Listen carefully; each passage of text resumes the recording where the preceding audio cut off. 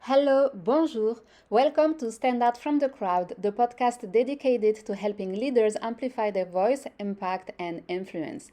Each week, I interview some of the brightest thought leaders and entrepreneurs of our time. We understand that being a leader has its own set of challenges. We want to be successful and impactful, fulfilled in our professional and personal life, and most importantly, stay authentic to who we are. As people, we have strengths, weaknesses, positive and bad experiences. Our stories, our different perspectives are what connect us as humans, and we talk all about it without filter. So join me and my guest on Stand Up From The Crowd podcast every Wednesday live on LinkedIn, or you can listen to the replay on Spotify, Apple, Google, and wherever you get your podcast. I can't wait to share these conversations with you. Are you ready? Let's go.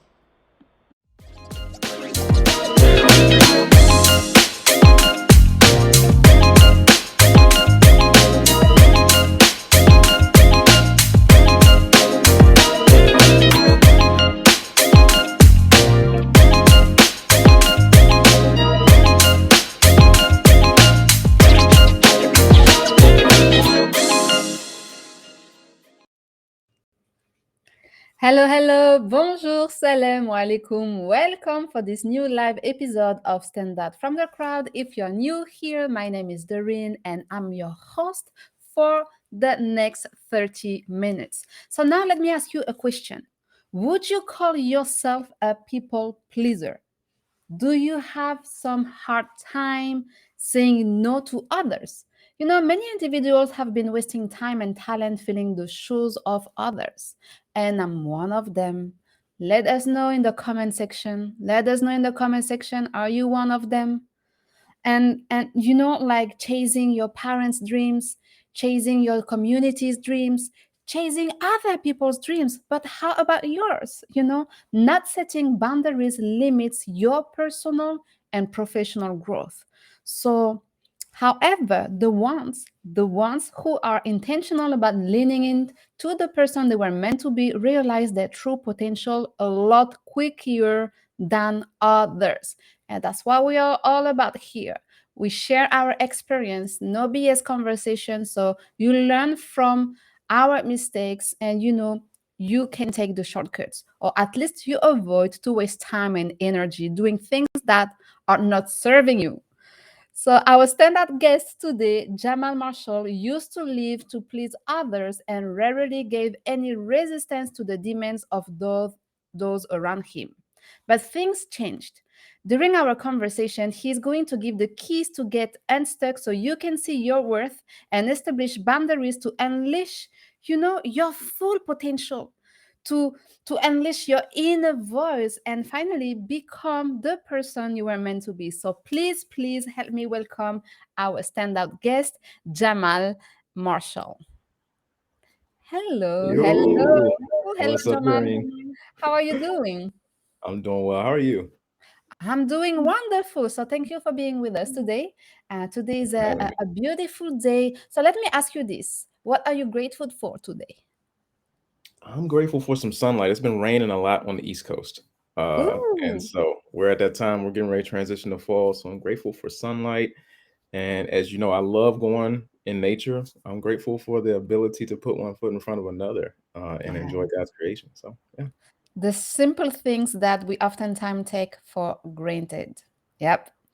So, Jamal, how to help people set boundaries? Tell us a little bit about your why, your story. Like, what's the chapter of your life, or maybe the different chapters of your life, that help you become the leader you are today and the coach that you are helping people set boundaries. So, what's the why behind? What's your story? Gotta be quick because I know we only got 30 minutes. I'll go in chunks, but like early childhood, I grew up in a house where I had one parent that was absolutely divine, and I had another one early before there were changes in his life who abused drugs and alcohol. So with my dad, life was very unpredictable. And as a male, you want to connect with another man. You want to connect with the older man. You want to learn from them. You want to ask questions, and there was usually always resistance and rejection for like no apparent reason. So where I found that to be unpredictable, I would tighten up the way that I sounded, the way I looked, everything about me just to avoid being rejected because I didn't know what to expect. Yeah. And that colored the way that I would go about life. I felt like every other dude except me had some type of X factor. And I was very fearful. And so I found a way when I would get around people to let them set the temperature and find a way like, okay, the very four walls that I live in, I'm experiencing rejection left and right unpredictably, but I'm not going to experience rejection outside of the home. But Mm. when you live in that manner, you find you can get some highs from that because you find out what people want and you can meet that need, but you wear yourself out. And so I found myself because I was tired here, I was often tired. I was like, why am I always sleepy? Why am I always drowsy? It's because your mind is always going. You're always trying to find out what 100 different people want. That's not even sustainable. Yeah. And I found that that made its way, even into my career. If I was new on a job, I would take projects that maybe were not for myself or for another team, just because I did not want to say no. So as a professional, it affected me. Yeah. And when I went into certain places, I lived in the Midwest for about 8 years. Early on, I there was instances where I would recognize some cultural ignorance and some microaggressions, and I didn't always call them out early on. It didn't take long. Um, Yeah. and so because I didn't want to upset anyone, I didn't want to kick up any dust, and I didn't want to ruffle any feathers. And so for me, I actually went through 7 months of some counseling on my own to work through troubles I was having, with my dad. And a lot changed in his life in 2006. Like somebody who was my worst enemy for like 22 years of my life became my best friend. That's a whole nother story, a whole nother podcast, a whole Wow. nother live. And that was a huge part of my own healing, but I still had a lot of bitterness. It's like, dude, like I'm 22 now, like the formative years have passed and I'm already in this mindset. It's like, how do you break that? So I had to actually go and a lot of times, I like to say this, and this can sound a little crass, because everybody's a coach now. I'm like, I'm not a COVID coach. I did the investment. I took 7 months actually, and then did an internship on top of that to invest in myself, invested Mhm. time and money, and also went and got certified myself because I realized that the very thing that annoyed me the most was seeing people who always had to match someone else's tone just to try to Yeah. fit in. And I tell my own clients the very thing that annoys you is the problem that you were created to solve. And so I realized like this is one of the problems that I was created to solve. Seeing people make their own quicksand to try to keep up with not even reality, but a perception of what they think people are thinking. It's very damning. The perception. Let's talk about the perception. And I feel, and that's a topic that I talk a lot on my profile, especially from a woman's perspective, but it is true for everyone. Whoever you identify yourself with, there is deep inside the inner desire. I do believe, like, deep inside, we know who we were meant to be, but we are so used to be bombarded by, messages from the media, social media, the people, society. Like, that at some point we lose that connection with our inner self, and we focus on the perception that we believe people should have of us based on external standards. And then at some point, we don't realize it, but I do believe that this is not sustainable because you will see, so we call it midlife crisis. We call it, you give it the name that you want, but at some Yeah. point, we feel lost and we feel like, what I have been doing all these years, like what is it that I want to do now, what I am here for. Like, we have lost this connection so much that at some point, like, we face a wall and we don't know what to do about it. So what can you tell us about this perception that is ingrained in us, actually based on what we believe, which can be completely totally different of who we were meant to be? Yeah, it's a really good question. You provide a really good example. I did want to say hi to some. I see my brothers Robert and Marcello, and the guests. Hey, brothers, how you doing? So let's say hi. Let's say hi before you answer to that question. We have Amal here in that place. Hello, Hello, Amal. Amal. Robert is here. Marcello is here. the gang is here. The gang is here, so let's go.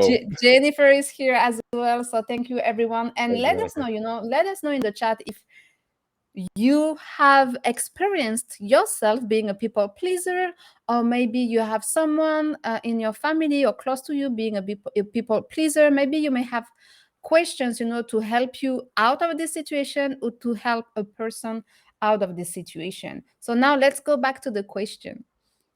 Yeah. So going back to your question, I mean, if you think about it from a traumatic standpoint, there, and we're online.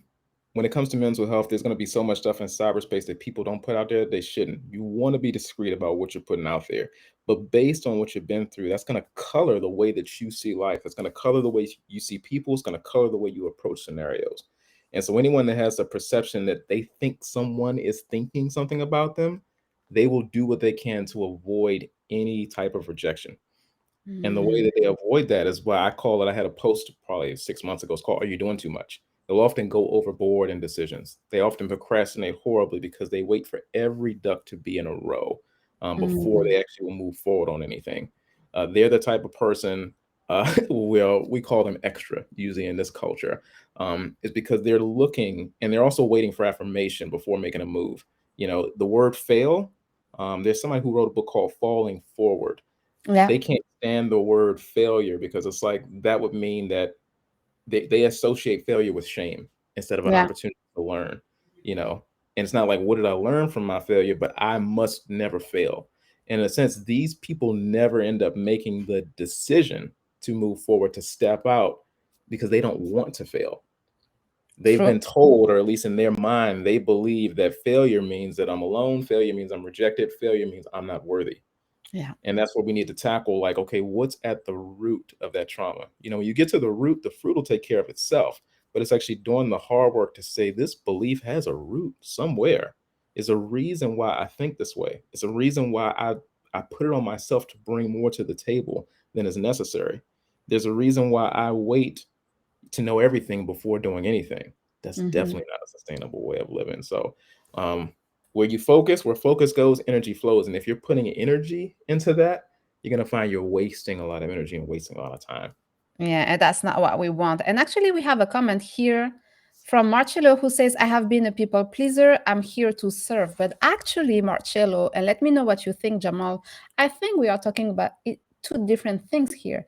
Serving people and being a servant leader is a thing, but being a people pleaser, it's something that is completely different because, correct me if I'm wrong, the way I understand it, Jamal, based on what you just shared with us, is as a people pleaser, you forget about yourself. You don't even know about yourself. The focus here is to avoid so many things, to avoid failure, to avoid rejection, to the point that we don't know what's like what we need and what's from the inside. On the other side, being a servant leader and serving people, I do believe that in order to position yourself as a servant leader, you have to have a strong sense of who you are, what are your values, and what is the impact that you want to make in order to be able to serve others. What do you think about it? Oh, you spoke it like a pro. It's really not too much I can add to that. One thing I will point out and call out is that your motive is different. You know, the motive of a people pleaser, it is actually a very selfish, other than a servant leader. A servant leader just wants to move everyone forward. The people pleaser is saying, "Don't reject me," and so that's what colors their decision making. That's what's at the base. It's not about even I want to make sure we offer good service. Is I want to make sure I'm seen in the best light possible. And Mm-hmm. if you think about it, Doreen, that's an unreality. There's going to be things that we do wrong. There's going to be feedback that we get. The people pleaser cannot stand any negative feedback Oh, because really? they take that as I failed. I've lost. I've not succeeded. It's like, no, this is an opportunity to learn. But if at the root of that is a deep fear of rejection that's been ingrained in them since they were younger, that mindset needs to be tackled. The mind is the control tower to the body. And so now we know why it is so hard for people, to say no and, to shift from being a people pleaser to, being themselves. Mhm. And we talk a lot about, setting boundaries. And, I feel like many terms lately, setting boundaries has been like trending. And I do believe it's easier said than done. So, like, first of all, how do we identify the boundaries, healthy boundaries that we need to set to protect ourselves? And then how do we communicate those boundaries with others?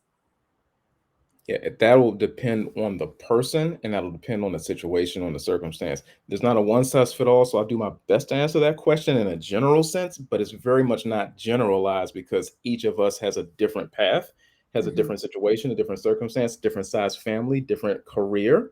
But I would say for the average person, never neglect journaling. Journaling is powerful. Mm. I tell each of my clients, what you write down, you have to reckon with. And it's the same for me. Like when I write something down, when it comes out of here, then it's like, oh, the reality is right there on paper. And now I have to deal with it. And so look for the gaps. It's like, when am I getting to bed? When am I able to wake up? Am I always the one sending outgoing phone calls, checking on people? Is that being reciprocated? When there is a phone call, is it more of a dialogue or a monologue? Am I the one doing all the listening? You know, if it's in a marriage situation, am I always the one who is left with the children? Am I always the one who is responsible for the family gathering? If it's on a job, am I always the one who's coordinating the events? Who, when there's 16 people CC, but all the responsibility is left with me, am I the one taking that? you know if there's a situation where someone continues to show you who they are and you're refusing to confront them, why am I refusing to confront these? And so it's just, I'm trying to be general but broad as possible because it's different from person to person.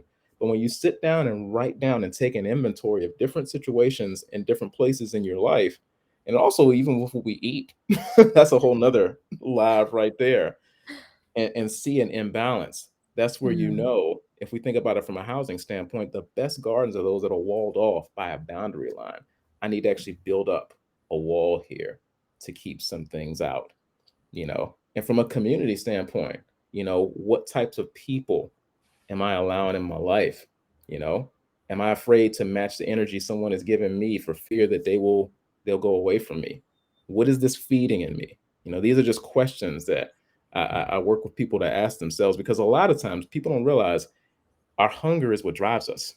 You know, and we Yeah. have to ask ourselves, if I'm staying in a situation that I know is not good for me, that is not suited for me, what is this feeding in me? What am I Mhm. gaining from this? Yeah. I think to reach that level, it requires some self-awareness Hmm. because you need to be able to know what you want, but what you don't want as well. It is as much important. And let's look at a few comments here from Semilore. Thank you for joining us, Semilore, who says that idea of waiting to see everything before acting is my biggest problem. And how would you suggest uncovering those roots and moving forward slash changing that sustainability? Ooh, that's a good question. That's a good question, and that's one of the chief thing I work on clients with. It's like, it is so safe to want to know everything before doing anything, especially those of us that are more thinkers and more planners. That is the space that we live in, and obviously, at some point in our lives, we stepped out and we weren't rewarded for it. Mm, And mentally, we tell ourselves, the moment I step out not knowing everything, this risk is not going to be worth the reward. And actually, the biggest way to tackle that is to actually do that thing. The very thing you think you're most fearful of doing, do um, it. do it. And that's I mean, if you think about when we were all little, let's say 7, 6, 5, or whatever like that, and your parent was in the pool waiting and telling you to jump, they were gonna catch you, but it's like, I don't know if I want to jump. And then when you finally jumped, you realize like it really wasn't that bad. The Yeah. very thing that we think is so big and scary, and when we finally do it, and we ask ourselves, why did it take me so long? Why did it take me years to finally stand up to that person? Why did it take me years to finally confront my parent or a loved one and tell them, like, listen, this is not a healthy situation? And realizing that that person, even in the back of their head, they may not have expressed it, but they wanted you to have that conversation with them. They were actually waiting for you. So the True. biggest thing is to take the risk. I love sports, and I've been watching the U.S. Open. I found that those who actually win are those who take the hardest cut of the ball. Yeah. And you'll even hear the commentators say, like, when they miss like a forehand, okay, that's a good miss, but they went for it though. It's like when you're playing to not lose, you don't step in. When you play to win, you step in and say it's going to be risk. There's high risk, and just going for it. But I would encourage. I think it's similar. It's a beautiful name. Yes. Um, and I don't know your situation personally because I haven't worked with you, but it's just start doing those things because that winning in that way actually begets more winning. But if you hedge your bets and stay back and never make the decision, whatever said situation is, you'll continue to play it safe, and then you look up with resentment as Yeah. time has gone by. And so I've been there, and I have a question for you because I've been there. Once you have identified your boundaries, and this is the second part of the previous question, like that's one thing to know, okay, this is what I want, this is what I don't want, I'm clear about it. Fine, good job, right? But then there is still this fear, to communicate those boundaries with others. Like, what would they say? And I remember being scared and being so stressed out about, saying no to others, saying, this is not what I want to do, this is what I want to do. And, having this fear of being rejected again, because for me, back in time, being a people pleaser was about looking nice to others. I Hmm. don't know if it was from a perspective of rejection. I don't know because I have never done that work on myself. But what I know is that I just wanted to look nice, to have this perception of being nice to everyone to my personal detriment. So and it took me years, like years and years of wasted time and energy figuring out how to speak up, how to voice my opinion, and how to feel comfortable saying no, saying no, saying, listen, this is what I want, this is where my boundaries are, and not feeling bad about it. So what can we do to avoid that situation? What's the work? What's the inner work? What are the questions? And I know you will probably say, hey, you gotta do it. You gotta start sharing your boundaries. Okay, but how do you overcome this fear, of upsetting people because you are no longer the same person? And usually the kind of comments that you get is, oh, you have changed, Mm, you were nicer before. Oh, I prefer you from before, now you are so different. So how do you handle all of this? that's a great question, and hopefully I have a good answer. Uh, there is a lot of false guilt, when you come into that self awareness. I'm looking in the comments and some questions I do want to answer.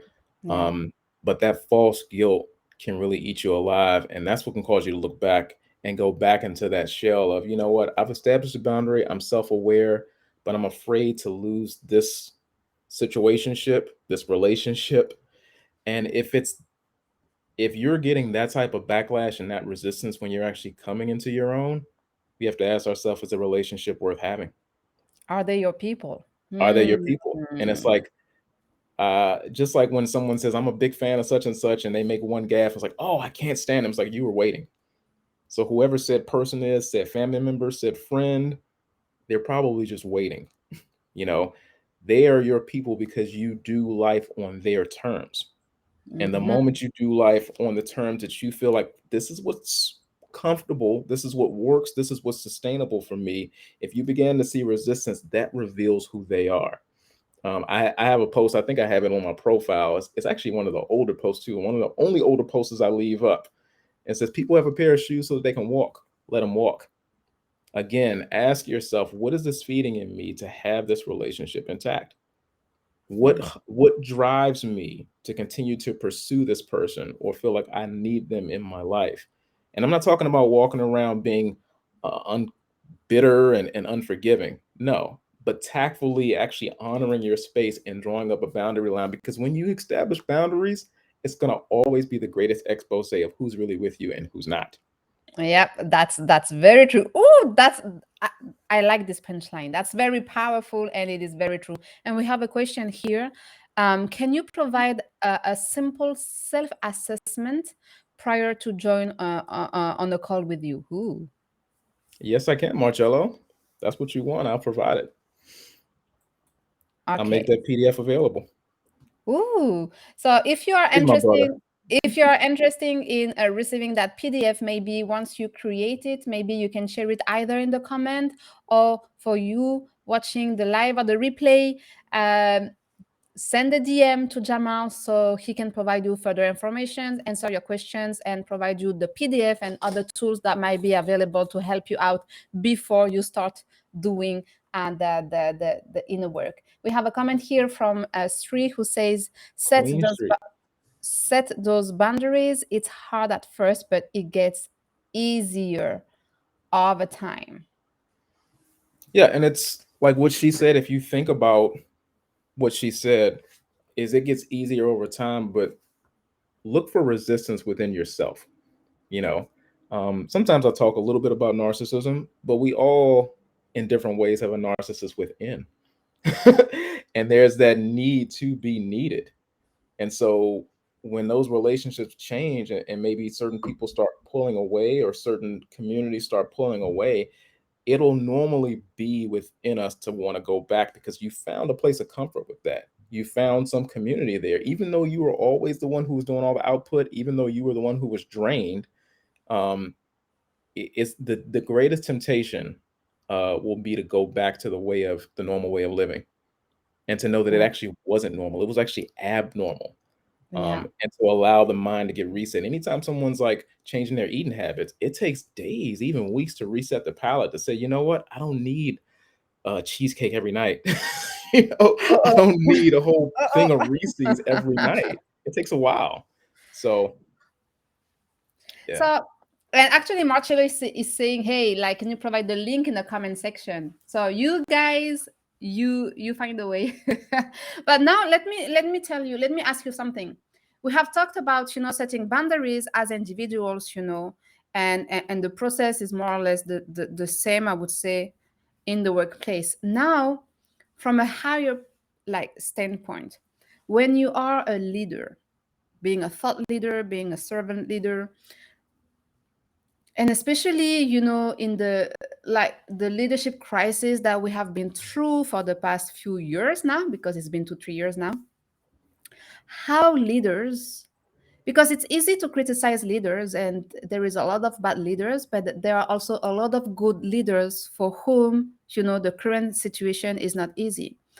So how a leaders, or how an individual can set stronger boundaries to become a better leader, to become a stronger leader. great question.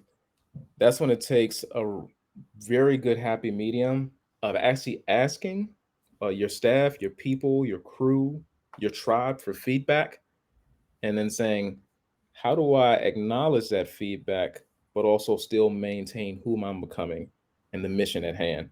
You're not going to be able to please everybody. You're going to get feedback from a lot of different people that want different things. You can't meet every need. And is the need, are the things that coming up, is it mission centric? You know, Mhm. and I think one thing about leaders, they get so much criticism because they have a mission in mind. And one reason why they always reinstate the mission is to get everyone on board with that. And Mhm. then when it comes to systems and processes, listen to your people. If they're telling you about gaps, you need to listen. If you're not hearing, your company is going to start failing. Your mission is going to fail. Your nonprofit, so on and so forth. You know, and also you cannot be everyone's friend. There's a difference Oh, between being a leader and having a relationship as a friend, because that's also a way that I think leaders can wear themselves out, especially those who are empaths, is that they want to be everybody's friend, and you're not going to be able to be everybody's friends. There are going to be some people who are unhappy. Take even the negative feedback and see where can we make improvements, but also be aware enough about yourself. Are you trying to feed something in yourself by making everyone happy? Because that's when the mission will begin to fail. And so that takes hard work too. And so, the same way employees and people who are mid-level managers or at the lower level, they need help and coaching. Leaders also need that coaching too. It's like, well, yeah. what is to be my headspace? What is to be my psychology in the midst of this? so that we lead well, we keep the ship afloat, but we also move forward. So we are hitting the 30 minutes mark already, and I Yes, think we we could are. have talked about it like at least for an extra half an hour. So for the people who may need help with setting boundaries and who would like to know more about what you do and how you can support them, where can they find you and how can they contact you? Easiest way to contact me is on LinkedIn. And if you want to set up an appointment, right at the top of my profile, it says make a discovery call. There's my Calendly link. Or you can go to my website at Listen Then Speak. But the easiest way is I'm most active on LinkedIn. So, and everybody here logged in is on LinkedIn. I'm the only Jahmaal Jamal on LinkedIn. There's other Jamals, but I'm the only one that spells it that way. Um, so yeah, feel free to send me a DM if you want to take it further and broach it further. Make an appointment on the Calendly link and we can get into it. And maybe just keep in mind that no matter what you're going through, you don't have to uh, do it alone. You don't have to isolate yourself. There are a lot of people. And this is really what I'm trying to, to do with this podcast. One of the things I'm trying to achieve with this podcast is to make other people realize that it's not beautiful or all pink and beautiful for everybody, because sometimes social media can, confuse people like, well, like their life is so perfect and I'm like going through so such and such. But no, that's not true, right? So we are having those like no BS, transparent conversations here, sharing our own personal stories, the good, the bad, and the ugly. So you know that, listen, none of us have it perfect, and it's okay to feel bad. It's okay to feel like you have missed the boat, or it's okay to feel you could become a better version of yourself. All of these emotions and feelings are normal and they are okay. So you don't, keep in mind that you don't have to go through everything by yourself. There are coaches. He's not a COVID coach. I like this expression though. That's the first time I hear it, but actually I like it. I really like it. So there are people here out there who have made their mission to help you. Okay, so keep that in mind. Jamal, thank you so much for your time. Thank you so much for your generosity and for sharing so much with us today. Thank you to those of you watching, interacting in the comment. I was reading all the conversations taking place and I love it. You take care, you stay safe, and I will see you next week, Wednesday, for another live episode of Stand Out from the Crowd. Thank you, everyone. Bye bye. Grace and peace.